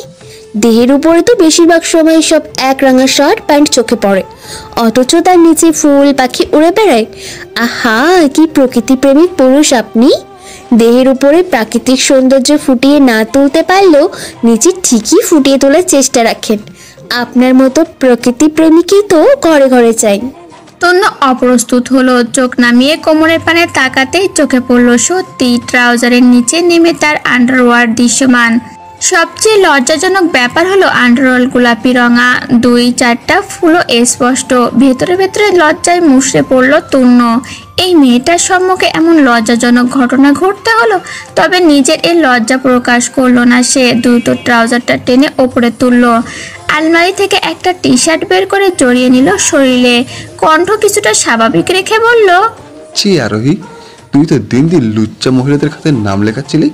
আপনি আমাকে লুচ্চা বললেন তরুণ ভাই? তন্নু এগিয়ে এলো আরোহীর পানে। হাত তুলে আঙুল দ্বারা মেয়েটার কপালে একটা টোকা বসিয়ে বলল, তা বলবো না তো কি করবো? চোখ কোথায় কোথায় যায় তোর? আরোহী কপালে টোকা পড়া স্থানে হাত দিল। নাক মুখ কুচকে বলল, আমি কি ইচ্ছা করে দেখেছি নাকি? আপনার ট্রাউজার নিচে নেমে গিয়েছিল বলেই তো দেখেছি। এখানে আমার দোষ কোথায়? তোর দোষ, তুই দেখবি কেন? তাহলে কি চোখ বন্ধ করে রাখবো নাকি? আশ্চর্য। হ্যাঁ ঠিক তাই, তোর চোখ বন্ধ করে রাখা উচিত ছিল। ফোঁস করে একটা নিঃশ্বাস ছাড়লো আরোহী। এই লোকের সাথে কথা বলে লাভ নেই কোনো। এর সাথে যাই বলবে তারই একটা পাল্টা অযৌক্তিক জবাব দিবে। আরোহী আর তেমন কথা পারল না। হাত দ্বারা ফার্স্ট এইড বক্সটা দেখিয়ে বলল, ফার্স্ট এইড বক্স রেখে গেলাম, ঔষধ লাগিয়ে নেবেন, আসি আমি। কণ্ঠে তোলা বাক্যগুলো সমাপ্তি ঘটিয়েই দরজার পানে পা বাড়ালো আরোহী। তূর্ণ কপাল কুঁচকালো, অতঃপর বলল, তুই কোথায় যাচ্ছিস? আরোহী থমকে দাঁড়ালো, পিছন ঘুরে বলল, বাইরে, তাছাড়া বাড়িতে যেতে হবে, রাত হয়ে যাচ্ছে অনেক। তুই চলে গেলে আমার ওষুধ কে লাগিয়ে দেবে? আরোহী ভেংচি কাটলো, মুখ বাঁকিয়ে বলল, নিজের কাজ নিজে করতে শিখুন টুন্য ভাই, অন্যের ওপর নির্ভর হয়ে আর কতদিন বাঁচবেন? তূর্ণ বিছানায় উঠে বসলো, তিরস্কার করে বলল, ছি আরোহী, তুই এত পাষাণ হলি কবে থেকে? দেখছিস একটা মানুষ অসুস্থ, কপাল কেটেছে, হাত পা ফেটেছে, অথচ তুই কিনা এখানেও নির্ভরতা খুঁজছিস। থামলো তূর্ণ, আবার বলল, মেয়ে, তোকে তো আমি ভালো ভেবেছিলাম, কিন্তু তুই তো একটা আস্তে খচ্চর বেরোলি। খচ্চর? এত বড় একটা কথা! আরোহী তেড়ে গেল তূর্ণের পানে। রেগে মেগে কিছু বলবে তার আগে ফার্স্ট এইড বক্স থেকে একটা মলম বের করে হাতে ধরিয়ে দিল মেয়েটার। নির্বিকার ভঙ্গিতে বলল, লাগিয়ে দে তাড়াতাড়ি। আরোহী কটমট করলো, দাঁতে দাঁত চেপে বলল, পারবো না আমি। মারামারি কি করতে বলেছে? কোনো ভদ্রঘরের ছেলেদের কখনো শুনেছেন মারামারি করতে? কিসের জন্য মারামারি করেছেন আপনি? তূর্ণের দৃষ্টি শিথিল হলো, কিঞ্চিত সময় নিয়ে এসে তাকিয়ে রইল আরোহীর পানে, অতঃপর আনমনেই বলল, তোর জন্য। আরোহী ভুরু কুচকালো, কপালে ভাঁজ ফেলে প্রশ্ন করলো, মানে? তূর্ণের ধ্যান ভাঙলো, অপ্রস্তুত হলো সে। কথা ঘুরিয়ে বলল, ওষুধ লাগিয়ে দিবি নাকি তোর মাকে রাখবো? পরপর আবার হুমকির স্বরে বলল, দাঁড়া, ডাকছি এক্ষুনি। মামুনি, মামুনি। কিছুটা হক সকালো আরোহী। তার মাকে ডাকলে এখানে আবার আরেক ঝামেলা। এমনি তূর্ণ বলতে অজ্ঞান সে। মেয়েটা হাতে ঔষধ নিল, আলতোভাবে তা তূর্ণের কপালে লাগিয়ে দিতে দিতে বলল, এখানে আবার মাকে ডাকার কি আছে? আমাকে একটু সুন্দরভাবে বললেই হতো। তোর মতো পেতনির জন্য আমার সুন্দর কথা আসে না। আরোহী অগ্নি দৃষ্টিতে তাকালো তূর্ণের পানে, তবে বলল না কিছুই। আস্তে ধীরে কপালে গালে ঔষধ লাগিয়ে বলল, হয়ে গেছে। তপ্ত নিঃশ্বাস ফেলল তূর্ণ। টি শার্টের হাতাটা একটু ওপরে তুলে বলল, এখানে লাগিয়ে দে। আরোহী তাকালো তূর্ণের হাতের পানে। কনুইয়ের ওপরটাই মনে হচ্ছে কালো হয়ে রক্ত জমাট বেঁধে গেছে। ফর্সা শরীরে যে কালো বর্ণটা যেন আরো বিদঘুটে আকার ধারণ করেছে। এতক্ষণ যাই বলুক, এবার আরোহীর মায়া হলো। ইস, মারামারি করে নিজের কি হাল করেছে ছেলেটা। মেয়েটা বসলো তূর্ণের পাশে, ব্যতীত হৃদয় নিয়ে তার হাতের কালো অংশটাতে একটু স্পর্শ করতেই লাফিয়ে উঠল তূর্ণ। মৃদু চিৎকারের সহিত বলল, মারতে চাইছিস নাকি আমাকে? ওভাবে ধরেছিস কেন? আহ, ব্যথা। আরোহী তবুও হাতটা সরিয়ে নিল না, বরং তূর্ণের হাতটা উল্টে পাল্টে দেখতে দেখতে বলল, দেখেছেন হাতটার কি অবস্থা করেছেন? আর কখনো মারামারি করবেন না। তূর্ণ আরোহীর কণ্ঠে বিষাদের ছোঁয়া টের পেল। এই বিষাদ কি তূর্ণের ব্যথা দেখে? ছেলেটার হৃদয়ে প্রশান্তির হাওয়া বইল। মনে মনে বলল, তুই বললে আমি সব ছেড়ে দিতে পারি, আবার তোর উপর কোনো আশ আসতে দেখলে তাকে মেরে দিতে পারি। রাত্রি কিছুটা গভীর, চারিদিকে নীরব নিস্তব্ধতায় ঢেকে গেছে ইতিমধ্যেই। জনমানবের সারা শব্দ পাওয়া যাচ্ছে না কোনো। এই নীরবতার বুক চিরে হঠাৎ তূর্ণের কক্ষের দরজায় টোকা পড়ল। তূর্ণা ঘুমায়নি এখনো, মোবাইল হাতে নিয়ে বিছানায় গড়াগড়ি করছিল। রাত জাগার অভ্যাস তার। অবশ্য আজকালকার বেশিরভাগ তরুণ তরুণীর মধ্যেই এই অভ্যাসটা দেখা যায়। কেউ কেউ তো সারা রাত ইন্টারনেট, ফেসবুক, ইউটিউব সহ আরও সামাজিক যোগাযোগের মাধ্যমে ঘেঁটে তারপর ভোরের দিকে ঘুমের দেশে পাড়ি জমায়। কিন্তু এত রাতে আবার কে এসে দরজা ধাক্কাধাক্কি করছে? বাড়ির সবাই তো ইতিমধ্যে ঘুমিয়ে পড়েছে বোধ হয়। তূর্ণ কপাল কুঁচকালো, বিছানা ছেড়ে এগিয়ে এলো দরজার পানে, খুলল দরজাটা। সাথে সাথে চোখের সম্মুখে দৃশ্যমান হলো তুর্য চৌধুরী। এত রাতে নিজ কক্ষের সম্মুখে বাবাকে দেখে বিস্মিত হলো তূর্ণ। অবাক সুরে বলল, বাবা তুমি? তুর্য হাসলো, অনুমতি চেয়ে বলল, ভেতরে আসতে পারি? তূর্ণ ভরকে গেল কিঞ্চিত। তার বাবা তার কক্ষে ভেতরে ঢোকার জন্য অনুমতি চাইছে। ছেলেটা দ্রুত সরে গেল দরজা থেকে, মেকি হেসে বলল, এসো এসো। তুর্য ভেতরে ঢুকলো। আশপাশটায় একবার চোখ বুলিয়ে সোজা চলে গেল কক্ষের সাথে লাগোয়া ঝুল বারান্দায়। তনুও গেল তার পিছু পিছু। তুর্য আকাশের পানে তাকালো, ওষ্টে হালকা হাসি রেখা বজায় রেখেই বলল, চাঁদটা সুন্দর না? তূর্ণ বাবার দৃষ্টি অনুসরণ করে তাকালো আকাশ পানে। সত্যিই গোল থালার ন্যায় রূপালী একখানা চাঁদ উঠেছে আজ আকাশ জুড়ে। স্নিগ্ধ সুন্দর জ্যোৎস্নায় আলোয় ছেয়ে গেছে শহরটা। ছেলেটা মাথা নাড়ালো, অসংখ্য সুরে বলল, তুমি নিশ্চয়ই অবাক হচ্ছ আমি এই মাঝরাতে তোমার কক্ষে এসে চাঁদ কেন দেখাচ্ছি এটা ভেবে। থামলো তুর্য, আবার বলল, আমাদের বর্তমান সমাজের চিন্তা চেতনা মোতাবেক এই স্নিগ্ধ চাঁদ দেখা, একত্রে সময় কাটানো প্রতিদিনই ধরে রাখা হয় প্রেমিক যুগল কিংবা দম্পতির জন্য। সন্তান এবং পিতামাতার সম্পর্কটাকে দেখা হয় ভীষণ ভয়ার্থ দৃষ্টিতে। সমাজ নির্দিষ্ট করে রাখে সন্তান এবং পিতামাতার সম্পর্কের মধ্যে থাকবে শুধুমাত্র গম্ভীরতা, শাসন এবং নিজের ইচ্ছে অন্যের উপর চাপিয়ে দেওয়া। জানো তো একটা বিষয় আমাদের সমাজে ভীষণভাবে প্রচলিত রয়েছে। সন্তান যখন পিতামাতার অবাধ্য হয় বা নিজের ইচ্ছে অনুযায়ী কিছু করতে যায় তখন মানুষ বলে, এ কেমন সন্তান যে পিতামাতার মতামতের পরিপ্রেক্ষিতে কাজ করছে না। অবশ্যই তাকে পিতামাতার মতামতই মেনে নিতে হবে। জন্ম দিয়েছে তারা, সুতরাং সন্তানের জীবনে তাদের কথাই হবে শেষ কথা। তুর্য আকাশের দিক থেকে চোখ ঘুরিয়ে তূর্ণের পানে তাকালো, প্রশ্ন করলো, তুমি এই কথাগুলোর মানে বুঝো? তূর্ণ ডানে বামে মাথা ঝাঁকালো, অর্থাৎ সে বোঝে না। তপ্ত নিঃশ্বাস ফেললো তুর্য। বারান্দার মেঝেতে বসতে বসতে বলল, এর মানে তোমার মতামতের কোনো গুরুত্বই নেই? তুমি তোমার পিতামাতার মতামতকে গুরুত্ব দিতে বাধ্য। তারা তোমার উপরে তাদের নিজস্ব মতামত চাপিয়ে দিবে, আর তোমার হাজার কষ্ট হলেও হাসি মুখে তা হজম করে নিতে হবে। তাছাড়া কিছু মাতা পিতা রয়েছে, সন্তান তাদের মতের বিরুদ্ধে গেলে তাদের মারধর করে, জনসম্মুখে অপমান করে। ফলস্বরূপ সন্তানদের মধ্যে একটা জেদের সৃষ্টি হয়। পিতামাতাকে নিজেদের শত্রু মনে করে। এক সময় এই জেদের বশে তারা বিপদে চলে যায়। অথচ পিতামাতা যদি ছোটবেলা থেকেই তার সন্তানের বন্ধু চেষ্টা করত, তাহলে মতামতের গুরুত্ব দিত, তাদের উপরে চড়াও না হয়ে জনসম্মুখে তাকে অপমান না করে ঠান্ডা মাথায় বোঝাতো, সমাজের নিয়ম নীতি ন্যায় অন্যায় সম্পর্কে ধারণা দিত, তবে সন্তান বিপথে হয়তো যেত না। থামলো তুর্য, ইশারা করে তূর্ণকেও বসতে বলল পাশে। তূর্ণ পাশে বসতে ফের বলতে শুরু করলো, আমি সেই সব পিতামাতার মধ্যে নই যারা তাদের সন্তানদের উপরে নিজের মতামত চাপিয়ে দেয়, মারধর করে কিংবা জনসম্মুখে অপমান করে। সন্তানদের কাছে একজন পিতা হয়ে ওঠার পূর্বে একজন বন্ধু হয়ে ওঠা অধিক জরুরি। আমার কাছে আমার মতামতের মতোই তোমাদের মতামত গুরুত্বপূর্ণ, তবে সেই মতামত অবশ্যই ন্যায়সঙ্গত হতে হবে। তূর্ণ মাথা নুয়ে নিল। তুর্য তাকালো তার পানে, ঠান্ডা কণ্ঠেই প্রশ্ন করলো, মারামারি করেছো কেন? আমি কি তোমাকে মারামারির শিক্ষা দিয়েছিলাম? তূর্ণ এলোমেলো দৃষ্টি ফেললো। সে যে তুর্যকেও ভয় পায় তেমন নয়, তবে শ্রদ্ধা করে ভীষণ। তূর্ণ সময় নিল একটু, ঢোক গিলে বলল, মাথা গরম হয়ে গিয়েছিল। মাথা গরম হয়ে গেলে আঘাত করতে হবে? যে কোনো বিষয় দুইভাবে সমাধান করা যায়, প্রথমত শান্তিপূর্ণভাবে, আর দ্বিতীয়ত মারামারি কিংবা ঝামেলা জড়িয়ে। তুমি কি শান্তিপূর্ণভাবে তোমার সমস্যার সমাধানের চেষ্টা করেছিলে? তূর্ণ তাকালো বাবার পানে, কণ্ঠটা একটু স্বাভাবিক করে বলল, করেছিলাম তো। প্রথমে আমি শান্তিপূর্ণভাবেই সমস্যার সমাধানের চেষ্টা করেছিলাম, কিন্তু ওরে ঝামেলা শুরু করলো। হুট করে ঘুষি বসালো আমার শরীরে। আমিও নিজের রাগটা ধরে রাখতে পারিনি, ব্যাস বেঁধে গেল হাতাহাতি। তুর্য ঠোঁট এলিয়ে হাসলো, গা ঝাড়া দিয়ে বলল, তাহলে ঠিক আছে, কেউ শান্তি না চাইলে তোমারও এত দায় পড়েনি শান্তি ধরে রাখার।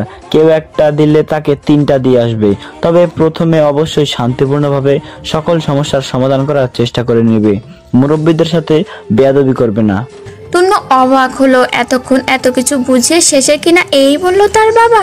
তূর্ণ ভেবেছিল মারামারি বর্ণনা দেওয়ার পর তুর্য রেগে যাবে, গম্ভীর স্বরে বলবে, কুকুর তোমাকে কামড় দিলে কি তুমিও কামড় দেবে? তোমার মারামারি করা একদম উচিত হয়নি। কিন্তু তুর্য তো একদম উল্টো কথা বলল, আরো সাহস দিল তাকে। এর জন্যই তো বাবাকে এত ভালো লাগে তূর্ণর। ছেলেটা দুহাত বাড়িয়ে জড়িয়ে ধরলো তুর্যকে, বলল, তোমার মতো বাবা পেয়ে সত্যি আমি ধন্য। তুর্য হাসলো, কিঞ্চিত সময় নিয়ে চোখ থেকে হুট করে প্রশ্ন করলো, ভালোবাসো আরোহীকে? তন্নু বাবাকে ছেড়ে দিল। সে যেমনই হোক না কেন এভাবে হুট করে বাবার সম্মুখে ভালোবাসার কথা বলতে কেমন লজ্জা লাগছে। তুজ্জ বুঝে নিল যা বোঝার। উঠে দাঁড়ালো সে, নিজ কক্ষে ফিরে যাওয়ার জন্য পা বাড়ালো। তবে ফিরে যাওয়ার আগে ছেলের কাঁধে হাত রেখে বলে গেল, ভালোবাসলে আগলে রাখতে জানতে হয়, আগলে রেখো তাকে। দীর্ঘ এক রাতের অবসান ঘটিয়ে আকাশে স্থান করে নিয়েছে উজ্জ্বল এক সূর্য। চারিদিকে ভরে উঠেছে আলোয় আলোয়। আরোহী ঘুম থেকে উঠে পরিপাটি হয়ে বেরিয়ে পড়ল কলেজের উদ্দেশ্যে। বাড়ি থেকে বেরিয়ে সে সোজা এলো তন্নুদের বাড়ির সম্মুখে। তনয়াকে আগে থেকেই কল করে বলে রেখেছিল তৈরি হয়ে বাসার সামনে দাঁড়াতে। দুজন একসাথে কলেজ যাবে। তনয়াও তাই করেছে, দাঁড়িয়েছিল বাড়ির সামনেই। আরোহীকে আসতে দেখেই হাত উচালো সে, গলা বাড়িয়ে বলল, এত দেরি করলি কেন? আমি সে কখন থেকে দাঁড়িয়ে আছি তোর জন্য। আরোহী হাঁটার গতি বাড়ালো। লম্বা লম্বা পা ফেলে এলো তনয়ার সম্মুখে। কিছুটা জোরে জোরে নিঃশ্বাস নিতে নিতে বলল, খেতে খেতে দেরি হয়ে গিয়েছে একটু। তনয়া আর কথা বাড়ালো না, দাঁড়িয়ে না থেকে হাঁটা ধরলো সে। আরোহীকে তাড়া দিয়ে বলল, এখন আর কথা না বাড়িয়ে তাড়াতাড়ি চল। আজ প্রথমে ডাকলো মানিক স্যারের ক্লাস, দেরি হলে আবার বাইরে দাঁড় করিয়ে রাখবে। তা যা বলেছিস। আরোহীও পা চালালো তনয়ার সাথে সাথে। ঠিক তখনই পেছন থেকে ডাক পড়লো। তনয়া আর আরোহী থমকে দাঁড়ালো। পেছন ফিরে দেখলো তন্নু শার্টের হাতা গোটাতে গোটাতে তাদের পানে এগিয়ে আসছে। কপাল কুঁচকালো দুজনেই। তবে তনয়া নম্র কণ্ঠে বলল, কিছু বলবে ভাইয়া? তন্নের থমথমে মুখশ্রী। গম্ভীর কণ্ঠে কিছু বলবে তার আগেই ভেসে এলো আরোহীর কণ্ঠস্বর। মেয়েটা বিরক্তি নিয়ে বলল, যা বলার তাড়াতাড়ি বলবেন, আমার কলেজ আছে। তন্নু কপাল কুঁচকালো, তীক্ষ্ণ কণ্ঠে বলল, একই স্থানে একই সাথে দাঁড়িয়ে রয়েছিস তোরা দুজন, একসাথে কলেজ যাচ্ছিস এবং আমি তোদের একসাথে ডেকেছি। তনয়াকে সুন্দর নম্রভাবে আমাকে প্রশ্ন করলো, আর তুই খচ্চরের মতো প্রশ্ন করলে কিসের জন্য? আরোহী তেতে উঠলো, কটমট করে বলল, আপনি আমাকে খচ্চর বললেন? খচ্চরকে খচ্চর বলবো না তো কি বলবো? ভাইয়া। আরোহী একটু উচ্চ স্বরেই ডাকলো তন্নুকে। সাথে সাথেই ছেলেটার কলিজা লাফ দিয়ে উঠলো। বুকে হাত দিয়ে বিড়বিড়িয়ে বলল, এমনিতে সম্পর্কে দোহাই দিয়ে সারাদিন তূর্ণ ভাই করে মেয়েটা হার্টের সমস্যা বাঁধিয়ে দিয়েছে। এখন আবার মাঝ রাস্তায় জোরে জোরে ভাইয়া ডেকে ভাই বোনের সম্পর্কের গভীরতা জাহির করতে চাইছে। পরপর গলা পাড়ালো তন্নু। কিঞ্চিত ধমকে আরোহীকে বলল, তোর মা আর আমার বাপ চাচাতো ভাই বোন জানি, তাই বলে মাঝ রাস্তায় এত জোরে ভাইয়া ডেকে আমার হার্ট অ্যাটাক করে দিতে চাইছিস কেন? আরোহী কপাল কুঁচকালো, চোখ ছোট ছোট করে বলল, আপনি আমার ভাই, তাই পৃথিবীর সকল স্তরে হোক বা মাঝ রাস্তায় ভাইয়াই ডাকবো, তা জোরে হোক কিংবা আস্তে। এতে হার্ট অ্যাটাকের কি আছে? তন্নু আশেপাশে তাকালো, একটি এগিয়ে দাঁড়ালো আরোহীর পাশে। কণ্ঠ কিছুটা খাদে নামিয়ে বলল, আজকাল শুনেছি মেয়েরা নাকি ছেলেদের প্রথমে ভাইয়া ডেকে পরে ছাইয়া বানাতে চায়। তুই কি আমাকে তেমন কিছু বানাতে চাইছিস আরোহী? আরোহী অবাক হলো, সে কি বলল আর এর লোক কোথায় নিয়ে গেল? সম্পর্কের খাতিরে তো সর্বদা ভাইয়া বলে এই লোককে সম্বোধন করে আরোহী, আর আজ সেই ভাইয়া সম্বন্ধটা টেনে হিস্টে ছায়া পর্যন্ত নিয়ে গেল। আরোহী কপাল কুঁচকালো, বিরক্তি ভরা কণ্ঠে বলল, একদম আজে বাজে কথা বলবেন না তন্নু ভাই, আমি আপনাকে। এইটুকু বলতেই মেয়েটাকে থামিয়ে দিল তন্নু। আতঙ্কিত স্বরে বলল, আমি কিন্তু মোটেও তোর মতো একটা দজ্জাল চোখরুটে মহিলার ছাইয়া হতে ইচ্ছুক নয়। এসব চিন্তা বাদ দে আরোহী, আর একটু ভালো কিছু ভাব। আরোহীর বিরক্তি বাড়ল। কটমট করে সে তাকালো তন্নের পানে, দাঁতে দাঁত চেপে বলল, পারবো না ভালো কিছু ভাবতে, আমি খারাপ কিছু ভাববো, আপনার কি? তার মানে তুই স্বীকার করছিস যে তুই আমাকে নিয়ে আজে বাজে কথা চিন্তা করিস, আমাকে ছাইয়া বানাতে চাস? নিজের কথায় নিজেই ফেসে গেল আরোহী। রাগের বশে কি বলতে কি বলে ফেললো। এখন তা নিয়েই এ লোক কথা শোনাবে। অবশ্য আরোহী যা বলেছে তা এই অর্থই দাঁড়ায় যে সে খারাপ কিছু ভাবে। মেয়েটা বিব্রত বোধ করলো, আমতা করে বলল, তেমন কিছু নয় তন্নু ভাই, ওটা জাস্ট কথার কথাই বলে ফেলেছি। তন্নু গায়ে মাখলো না আরোহীর কথা। তনয়ার পানে এক পলক তাকিয়ে মুখ নামালো আরোহীর কানের কাছে, ফিসফিসিয়ে বলল, ছি আরোহী, এই ছিল তোর মনে? আচ্ছা, মনে মনে তুই আমাকে নিয়ে কতদূর ভেবেছিস? মান ইজ্জত কিছু রেখেছিস আমার, নাকি তাও হরণ করে নিয়েছিস? আরোহীর কান গরম হলো। ছি ছি ছি, এসব কি বলছে এই লোক? সে কি বলল? আর সে ছোট কথাটা কোথায় চলে গেল? লজ্জা সংকোচে হাঁসফাঁস করে উঠল মেয়েটা। এখানে আর দাঁড়াতে চাইলো না। এখানে যতক্ষণ দাঁড়াবে তূর্ণ ততক্ষণ এই কথাটা নিয়ে বিশ্লেষণ করবে। এর থেকে এখান থেকে কেটে পড়াই শ্রেয়। আরোহী অপ্রস্তুত ভঙ্গিতে পা বাড়ালো কলেজের পানে। তনয়াকে তাড়া দিয়ে বলল, কলেজে গেলি চল, নয়তো দাঁড়িয়ে থাক। তনয়া এতক্ষণ দাঁড়িয়ে দাঁড়িয়ে শুনছিল তূর্ণ এবং আরোহীর কথোপকথন। এই দুজন যখনই সামনাসামনি আসে তখনই ঝগড়া বাঁধে। এই আর নতুন কিছু নয়, তাই আর আগ বাড়িয়ে এদের ঝগড়ায় ঢোকেনি সে। তবে এখন আরোহীর তাড়া শুনে সেও তাড়া লাগালো, ছুট লাগালো মেয়েটার পিছু পিছু। তূর্ণ ঠেটলিয়ে হাসলো, সেও হাঁটা ধরলো ওদের পেছনে। গতকাল যখন থেকে শুনেছে আরোহীকে কেউ পটাতে চাইছে, প্রেম নিবেদন করছে, তখন থেকে আর শান্তি পাচ্ছে না ছেলেটা। একটাকে তো মেরে ধরে শাসিয়ে এসেছে, কিন্তু এরপর যদি আর কেউ আবার মেয়েটার পেছু লাগে, আরোহীকে ছিঁড়ে নিতে চায়, তার থেকে না, এই মেয়েটাকে নিয়ে কোনো ধরনের ঝুঁকি নিতে আর চায় না তূর্ণ। তাই এখন থেকে মেয়েটাকে সর্বদা চোখে চোখে রাখার সিদ্ধান্ত নিয়েছে সে। কিছুটা সময় অতিবাহিত হতেই কলেজে পৌঁছালো আরোহী এবং তনয়া। ক্যাম্পাস ইতোমধ্যে অনেকটাই জনশূন্য হয়ে পড়েছে। সকলের বোধহয় ক্লাস শুরু হয়ে গেছে। আরোহী এবং তনয়া ব্যস্ত পায়ে গিয়ে দাঁড়ালো ক্লাসের নিকটে। জানালা থেকে দেখলো মানিক স্যার নামক মধ্যবয়স্ক অধ্যাপক ঘুরে ঘুরে পাঠদান করছেন। মাথার মধ্যভাগে তার তেল চকচকে টাকটা স্পষ্ট। এখন যদি সম্মুখে দরজা থেকে ক্লাসে ঢোকার চেষ্টা করে, তবে নির্ঘাত লোকটা তাদের বকাবকি করে বাইরে দাঁড় করিয়ে রাখবে। আর যদি না ঢোকে, ক্লাস মিস দেয়, তবে বাড়িতে নালিশ পাঠাবে। উভয় দিকে সংকট। এখন কোন দিকে যাবে তারা? আরোহী এবং তনয়া একে অপরের পানে তাকালো, অতঃপর ঘুরে গেল ক্লাসের পেছনের দিকে। মাথা নিচু করে লুকিয়ে ঢুকতে নিল ক্লাসে। ঠিক তখনই ভেসে এলো গম্ভীর এক কণ্ঠস্বর, ওখানেই দাঁড়িয়ে যাও।